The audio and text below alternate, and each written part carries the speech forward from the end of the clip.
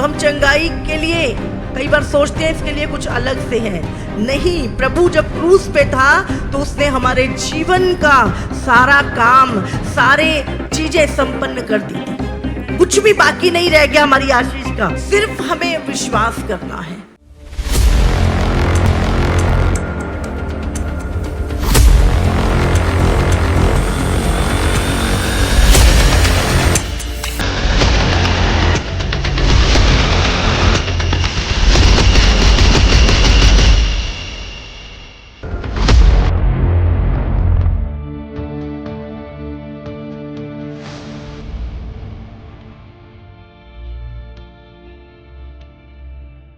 एक पत्रस उसका 2 उसका 24 में लिखा है, वह आप ही हमारे पापों को अपनी देह के पर लिए हुए क्रूस पर चढ़ गया, जिससे हम पापों के लिए मरकर धार्मिकता के लिए जीवन बिताएं। उसी के मार खाने से तुम चंगे हुए, क्योंकि तुम पहले भटकी हुई भेड़ों के समान थे, पर अब अपने प्राणों के रखवाले और अध्यक्ष के पास लौट आए हो। बाइबल कहती है कि यीशु ने हमारे पापों को अपनी देह पर लिया और वो क्रूस पे चढ़ा, ताकि अब हम पापों में अपना जीवन ना बिताएं, पर धार्मिकता के लिए जीवन बिताएं। और बाइबल कहती है उसी के मार खाने से तुम चंगे हुए। यीशु ने कोड़े खाए, क्यों? ताकि तुम चंगे हो जाओ। बीमारी पाप का एक लक्षण है, श्राप पाप का एक लक्षण है, गरीबी पाप का एक लक्षण है। और जब प्रभु यीशु ने हमारे पाप क्षमा कर दिए अपने लहू के द्वारा, तो वो पापों के लक्षण, जो बीमारी, गरीबी, श्राप, बंधन, शैतान, दुष्टता, वो सब भी उसके साथ खत्म हो चुके हैं। Hallelujah, hallelujah. पर हम ये विश्वास तो करते हैं कि हमारे पाप क्षमा हो गए, पर हम ये विश्वास नहीं करते कि पाप के साथ वो बीमारियां भी चली गई हैं, वो श्राप भी चले गए हैं। Hallelujah, hallelujah. जिस दिन तुम्हारे पाप क्षमा होते हैं, उसके बाद पाप के जो लक्षण होते हैं, बीमारियां, श्राप, गरीबी, वो सारे लक्षण भी तुम्हारे जीवन से निकल जाते हैं। तो बाइबल कहती है उसके कोड़े खाने से तुम चंगे हो चुके हो, उसके लहू बहाने से तुम्हारे पाप शुद्ध हो चुके हैं। वो क्रूस पर श्रापित बना ताकि तुम आशीषित हो जाओ। उसने तुम्हारे बहुतायत के जीवन को का पूरा काम क्रूस पे संपन्न कर दिया। और वो कहता है अब मैं चाहता हूं कि तुम बहुतायत का जीवन पाओ, भरपूरी का जीवन पाओ। अभी भी तुम उसी पाप की दशा में, ये वचन सत्य है और जो प्रभु ने किया वो सत्य है, लेकिन अभी भी जो हमारी मानसिक दशा है वो कई बार पुरानी रहती है। हमें इसीलिए बाइबल में पौलुस कहता है तुम्हारे मन के नए हो जाने से अब क्या करना है, मन को नया करना है, मन को डेली बताना है कि तू नया हो गया है, अब तू नई सृष्टि बन चुका है, अब तेरे ऊपर कोई पाप का, श्राप का, कोई भी शैतान का अधिकार नहीं है। तुम्हें रोज खुद को बताना है, रोज अपने आप को, उस पुरानी चीजों को हटाना है अपने माइंड से। Hallelujah, hallelujah. हम कहते हैं हाँ मेरा उद्धार हो गया, मेरे पाप क्षमा हो गए, लेकिन परमेश्वर ने क्या बोला, मैं अपना वचन भेजकर तुझे चंगा करूंगा, मैं तेरे पापों को क्षमा करूंगा और तुझे चंगा करूंगा। चंगा, बीमारियों से चंगा, समझ रहे हैं? तो हम चंगाई के लिए कई बार सोचते हैं इसके लिए कुछ अलग से है।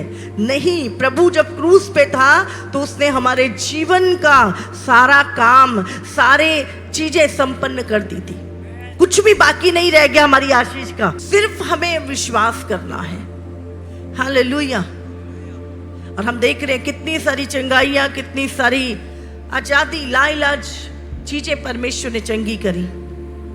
Hallelujah, hallelujah. हजारों लाखों टेस्टमनी आप रोज सुनते, यूट्यूब भरा पड़ा है, हजारों गवाहियां आज हमारे बीच में है। क्योंकि मनुष्य झूठ हो सकता है लेकिन वचन झूठ नहीं हो सकता। यीशु ने कहा वो मार्ग, सत्य और जीवन है। जो कोई उस पर विश्वास करेगा वो फिर अंधकार में ना चलेगा, फिर उस दुखों में, उन पापों में ना रहेगा। हालेलुया। अब परमेश्वर चाहता है हम पापों में अपना जीवन ना बिताएं, पर धार्मिकता में अपना जीवन बिताएं, धार्मिकता के लिए जिए। यीशु के किए हुए काम से जो उसने क्रूस पे किया, तुम चंगे हुए हो। हालेलुया। और यीशु ने ये बोला, जाओ बीमारों को चंगा करो, दुष्ट आत्माओं को निकालो, मुर्दों को जिलाओ। जब उसने कोई आज्ञा दी है तो उसको करने की वो सामर्थ्य भी दी है। हालेलुया। आपको रोज बोलना है, बोलो मैं मसीह में नई सृष्टि हूँ। बोलो अब मैं मसीह में नई सृष्टि हूँ। बोलो पुरानी बातें बीत चुकी हैं, देखो सब कुछ नया हो चुका है। बोलो अब मेरा शरीर बीमारी के लिए नहीं, पाप के लिए नहीं, मेरा शरीर पवित्र आत्मा का मंदिर है। इसमें कोई पाप नहीं रहेगा, कोई बीमारी नहीं रहेगी, कोई श्राप नहीं रहेगा। बोलो प्रभु यीशु मसीह, मैं सचमुच आत्मा में जन्मा हूँ, मैं लहू से धोया हुआ हूँ। परमेश्वर मेरी चट्टान है, मैं ना डरूंगा, परमेश्वर मेरी ओर है। Hallelujah, hallelujah, hallelujah. इस अंतिम दिनों में परमेश्वर की सामर्थ, उसका अभिषेक आपको बढ़ाएगा। बहुत सारे डोर परमेश्वर ओपन करेगा स्वर्ग से आपके लिए, यीशु के नाम से। जितना दुष्टता बढ़ेगी, परमेश्वर की ज्योति भी आपकी लाइफ में बढ़ेगी, परमेश्वर की सामर्थ भी आपके जीवन में बढ़ेगी। ये समय है आत्मा के फलों में बढ़ने का। आत्मा के फलों में हम सबको बढ़ना है। हालेलुया। प्रेम, आनंद, शांति। हाँ, लोग कैसे पहचानेंगे हमें? बोलो, हमारे नाम से कि हम मसीह हैं, क्या हम चर्च जाते हैं इसलिए? हमारी पहचान कैसे होगी? प्रभु क्या कहता है, तुम्हें कैसे पहचानेंगे तुम मसीह हो? तुम्हारे आत्मा के फलों के द्वारा परमेश्वर हमें पहचानता है। जितना आत्मा के फल आपके भीतर होंगे, आप उतनी गहरी जड़ें आत्मा में पकड़ रहे हैं। Hallelujah, hallelujah. आज हमें सीखना है, प्रतिदिन सीखना है हमें। कोई भी व्यक्ति परफेक्ट नहीं है, हम सबको प्रतिदिन सीखना है, प्रभु के वचन से सीखना है, आत्मिक लोगों से, अपने अगुओं से। हर दिन हमें सीखना है। हालेलुया। ताकि हम में किसी भी बात की कमी ना हो। आज बहुत बार हम करेक्शन को लेते नहीं हैं, हम बुरा मान जाते हैं। लेकिन यीशु मसीह अपने चेलों को हर दिन सिखाता था, हर दिन उनको करेक्ट करता था। समझे? तो हमें प्रभु से सीखते रहना है, और सीखना हमारी कमियों को दूर करता है और हमें परफेक्शन की ओर, सिद्धता की ओर लेकर जाता है। हमें राज्य की बातों की समझ आती है। हालेलुया। बोलो परमेश्वर मुझे सीखने वाला मन दे। परमेश्वर मुझे सिद्ध बना जैसे आप सिद्ध हैं। मुझे पवित्र बना जैसे आप पवित्र हैं। परमेश्वर मुझ में किसी भी बात की घटी ना रहे। खुदावंद परमेश्वर, आत्मा के फल मेरे अंदर बढ़ने पाए, भरपूरी बढ़ने पाए, संयम बढ़ने पाए, प्रेम बढ़ने पाए, शांति बढ़ने पाए, विश्वास बढ़ने पाए, भले काम बढ़ने पाए, यीशु के नाम से। आमीन। Hallelujah, hallelujah. अब जानते हैं, जब आप प्रार्थना करते हैं, प्रार्थना आपकी चंगाई को लेकर आती है। प्रार्थना आपके अंदर आनंद को लेकर आती है। और बाइबल कहती है मन का आनंद एक अच्छी औषधि है।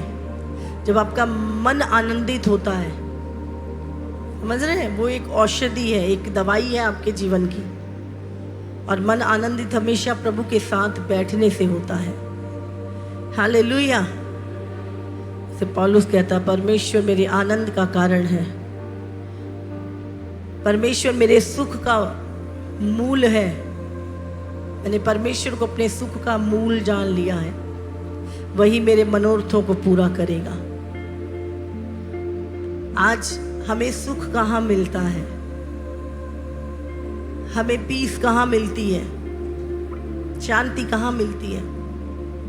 मैं सच बता रही हूँ, आप जब परमेश्वर के चरणों में बैठेंगे, आप असीम और गहरी शांति जो पूरी दुनिया की दौलत प्राप्त करने पर भी आपको मिल नहीं सकती, वो शांति परमेश्वर यूं ही दे देता है हमें जब हम उसकी उपस्थिति में बैठते हैं। कई बार आप देखेंगे जब आप परमेश्वर की उपस्थिति में रहते हैं, आप बैठे बैठे आत्मा में भर जाते हैं। कई बार आप बैठे बैठे पवित्र आत्मा आपके अंदर से प्रार्थना करना शुरू कर देता है, आपके अंदर से प्रभु की आराधना शुरू हो जाती है। मैं कई बार कई लोगों के साथ भी बैठी होती हूँ और एकदम से होली स्पिरिट कंट्रोल ले लेता है और मैं प्रार्थना करना शुरू कर देती हूँ। मैं बात करते करते प्रार्थना करनी शुरू कर देती हूँ, बात करते करते आराधना करनी शुरू कर देती हूँ और एकदम से आत्मा का उपस्थिति उस जगह पर आ जाती है। हालेलुया।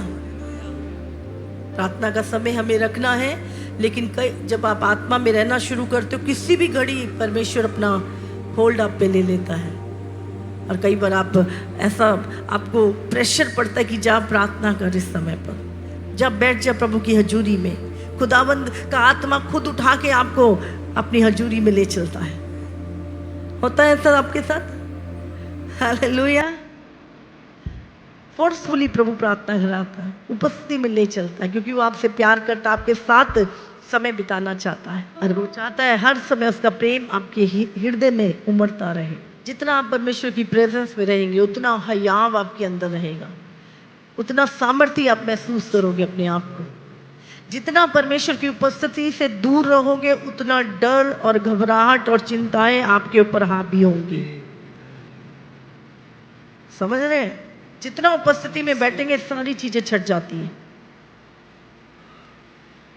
इसीलिए प्रभु की उपस्थिति में जाएं। आप क्यों बुलाए गए हैं? यीशु ने क्यों बुलाया है? हाँ, क्यों बुलाया है? सिर्फ आशीष लेने के लिए या अपनी उपस्थिति में चलने के लिए? इब्राहिम को जब परमेश्वर ने बुलाया तो क्या बोला? मेरी उपस्थिति में चल और सिद्ध होता जा। तो जब अब परमेश्वर ने आपको अपने पास बुलाया है, तो क्यों बुलाया है? ताकि तुम आशीष लेके दूर भाग जाओ प्रभु से? हाँ, परमेश्वर ने बुलाया है कि तू उसके साथ चले, तू उसके साथ चले, इसलिए परमेश्वर ने बुलाया। राग के साथ चलना आसान नहीं है ये भी है, लेकिन जितना आप उस आग में चलते हैं, उतना आप शुद्ध होते जाते हैं, उतना आपका तेज मूसा की तरह आपके चेहरे से वो किरणें निकलने लगती है। हालेलुया। नाइट प्रेयर जरूर 2 घंटे 1 घंटा रात के समय पर हफ्ते में कम से कम 2 या 3 बार नाइट प्रेयर करो। मैं ज़्यादा नहीं कह रही, रात को उठ के 2 से 4, 3 से 5 या केवल 1 घंटा भी आप हफ्ते में 2 या 3 बार नाइट प्रेयर करो। सबसे बड़ा खाने से बढ़ के त्याग है नींद का। जब आप नींद को त्याग कर प्रभु के साथ बैठते हैं और उस समय कोई भी काम का टेंशन नहीं, कोई फोन नहीं, कोई कुछ नहीं, सबसे अच्छा समय होता है प्रार्थना का वो समय। लिखा ना, जो भोर को यत्न से परमेश्वर को ढूंढते हैं वो उसे पाते हैं। यीशु ने कहा प्रार्थना करो कि तुम परीक्षा में ना पड़ो, शुद्ध मन से प्रार्थना करो। आज हम देख रहे हैं चारों तरफ संसार में मौत तांडव मचा रही है, चारों तरफ बर्बादी, चारों तरफ चीजें बद से बदतर हो रहा है संसार में। केवल वो लोगों के अंदर शांति है जो परमेश्वर के साथ रहते हैं। केवल उनके मुख पे आप शांति देखोगे, नहीं तो आप हर एक के मुख पे डर और घबराहट को देखोगे। प्रभु के वचन पे जो चलेंगे वो सर्वदा बने रहेंगे, सर्वदा सर्वदा। ये जीवन से अनंत काल का जीवन हमें प्राप्त करना है। ये जीवन काफी नहीं है, ये जीवन बहुत छोटा है। प्रभु की नजर में तो क्षण मात्र है, लेकिन जो असली जीवन प्रभु ने हमारा रखा है वो अनंत काल का है। उसी जीवन की ओर अपनी आंखें लगा के रखें। हालेलुया। परमेश्वर ने इसीलिए हमें चुना है। आप सबको जय मसीह की। इसी तरह से परमेश्वर के और सामर्थी और अद्भुत प्रकाशनों को अपने जीवन में ग्रहण करने के लिए हमारे YouTube चैनल को सब्सक्राइब करें, ताकि हर एक वीडियो का नोटिफिकेशंस आप तक पहुंच सकें। हालेलुया।